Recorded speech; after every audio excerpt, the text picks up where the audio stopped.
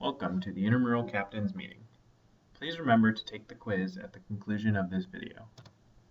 Captains have numerous responsibilities, including understanding team policies, relaying information to team members, and game day procedures. Team names that are offensive in any manner are prohibited. Team names may not contain any offensive language. The Intramural office reserves the right to change any team name for any reason. Only rostered participants are eligible to play.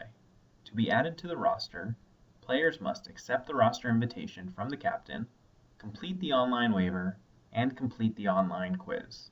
To be eligible for playoffs, players must be listed on the roster prior to the end of the regular season.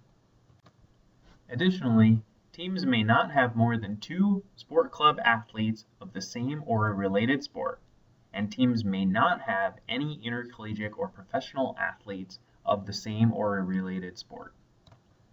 If your team will be unavailable during your scheduled games, we ask that you email the intramural office by 4 p.m. on game day or 4 p.m. on Friday for weekend games. Your team will be credited with a loss, but it will not be a forfeit, and thus your team will still be eligible for playoffs. However, 2 defaults will result in removal from the league without a refund. A forfeit is when no players are present at game time and no notification is given, or when sportsmanship issues lead to a game being canceled by the officials. All teams who forfeit are no longer eligible for playoffs. On to the soccer playing rules.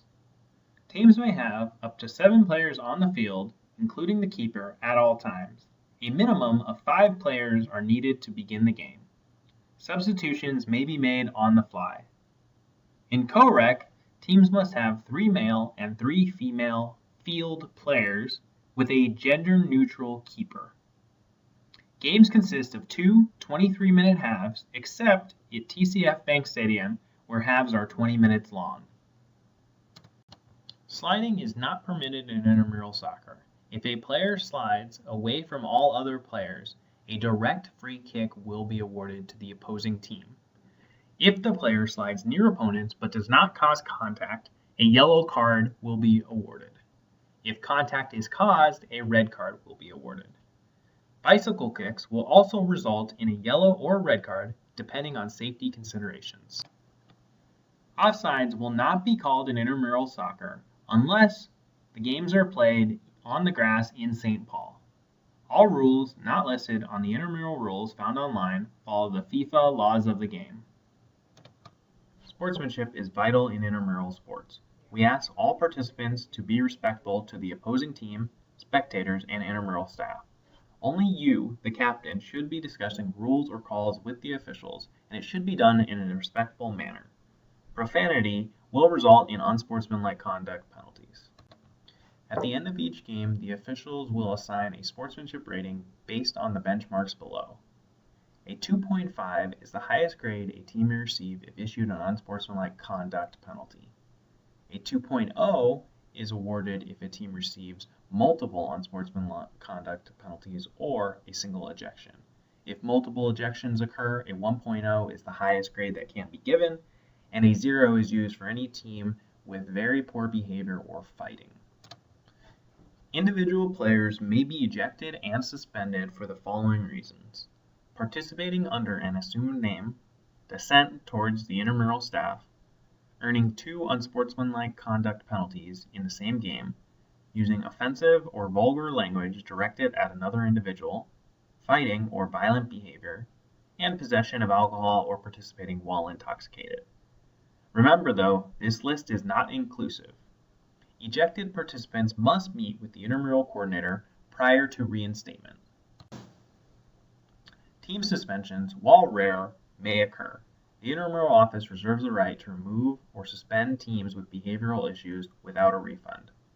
This includes teams that receive below a 1.0 sportsmanship rating, teams with frequent behavioral issues, or teams who participate in fights or altercations.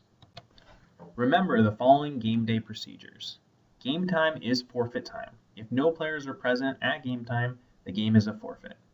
If any players are present, the team is allowed 5 minutes past game time to get the minimum number of players checked in. In order to check in, all players must be on the roster and present a valid U-card or government-issued photo identification card. The most common photo ID cards are driver's licenses and passports. Your duties on site may be passed to a team member in your absence.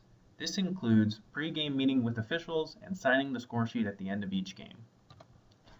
Playoffs are offered to teams that meet the following criteria: no forfeits, a minimum sportsmanship rating of 3.0, and a minimum winning percentage of 500.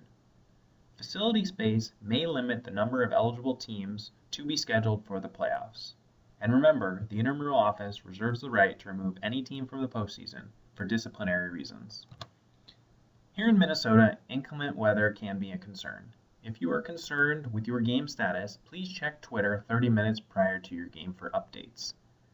The intramural Twitter handle is @UMNIMSports. Remember, games are rarely canceled. The intramural office is located on the second floor of the Recwell Center, suite number 278. The preferred method of communication with the intramural office is by email at imsports@umn.edu or by phone at 612-625-8094. Remember to take the quiz on IM Leagues to get credit for this meeting. Good luck this season, and we'll see you on the fields.